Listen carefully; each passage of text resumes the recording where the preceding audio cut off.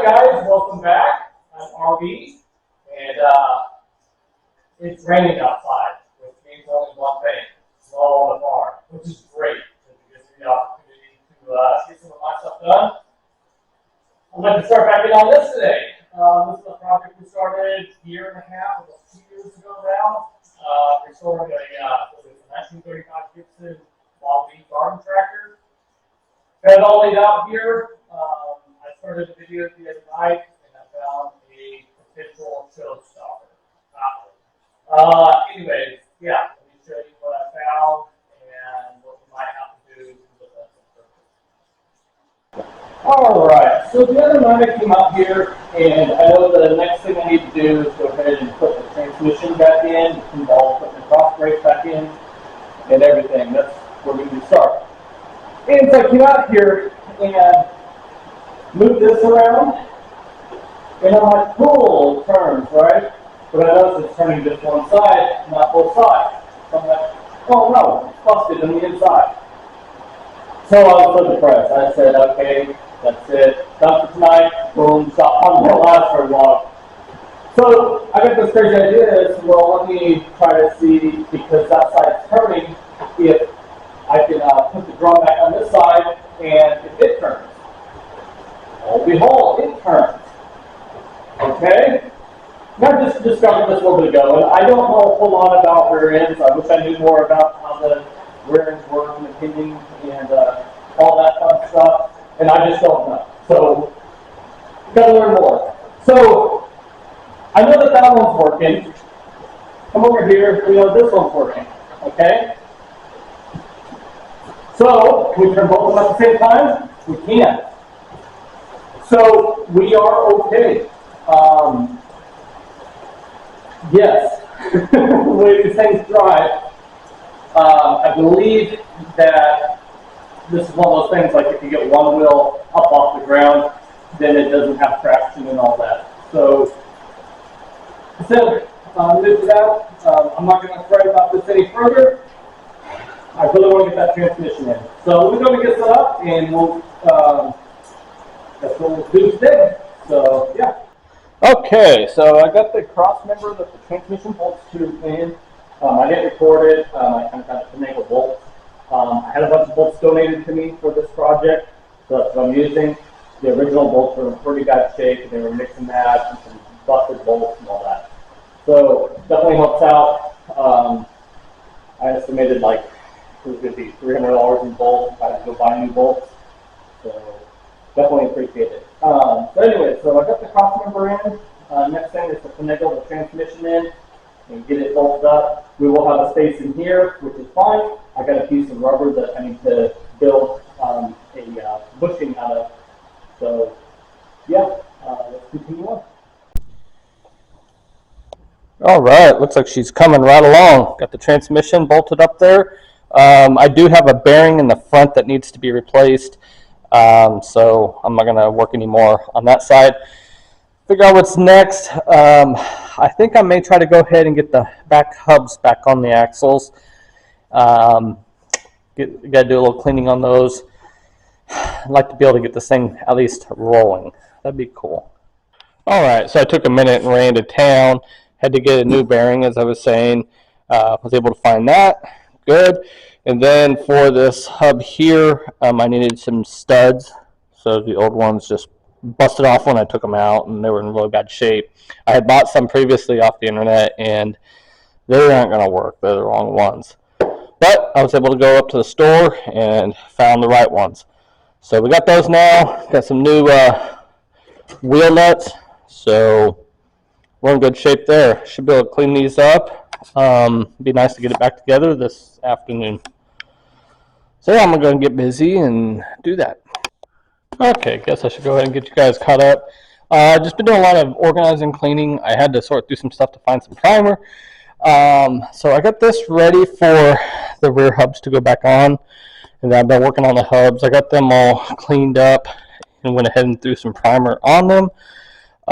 So this one's together. We're going to have to put that one together. New studs. Went and got some studs. So yeah, we'll see how well that goes. It's kind of a press fit, so kind of curious as to how easy it's going to be. So that'll be the next step, I guess. Go ahead and get that one put back together, and then we should be able to put the hubs on the tractor. Now, the front transmission, I did get the new bearing in there, and then the pulley, I got it all cleaned up, ready to go, and chain. And I was looking, and the next step is I need to get the drive assembly connected to do that. So this shaft actually goes through this frame, holds the front end on. So I think I might need to go ahead and clean up the front end, so that way I can drop this and get that shaft in there, be able to have that in there. Yeah, so that's kind of the next thing we're looking down the road. Kind of a puzzle. I went and watched some of my videos. If you haven't done that yet, maybe stop in and take a look at them.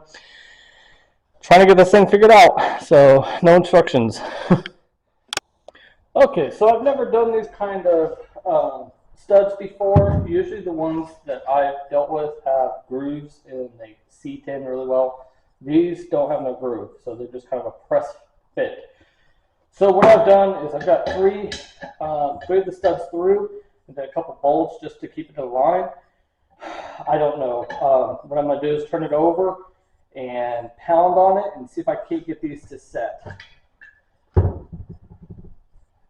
think that's what I got to do.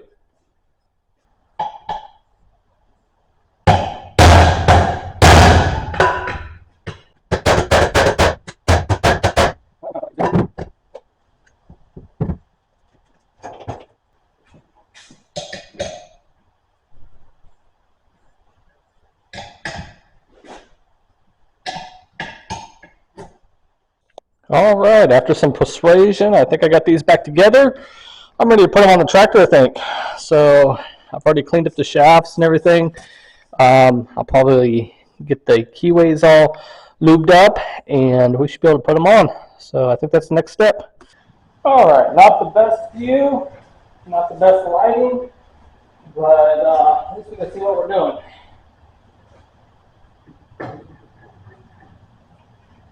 Okay.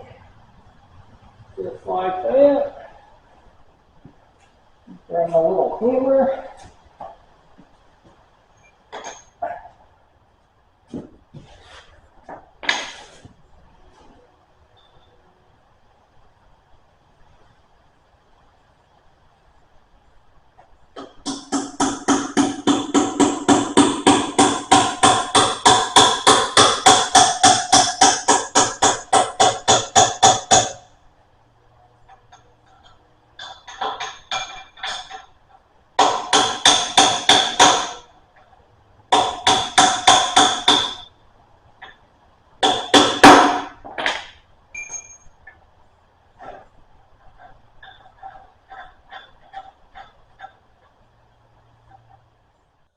All right, guess I'll get you guys all caught up here.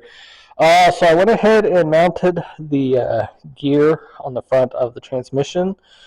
So I had it, and I just went in and did it. I loosened up the platform, so we're ready to manipulate that. And then I had a little bit of time here, so I went ahead and got the front end all cleaned up and primered. So yeah, that's drying. I should be able to work that here in a little bit. We'll go ahead and get the front end on tonight, and then that'll probably be about it. So we'll go ahead and get set up here, and I will probably time lapse this for you guys.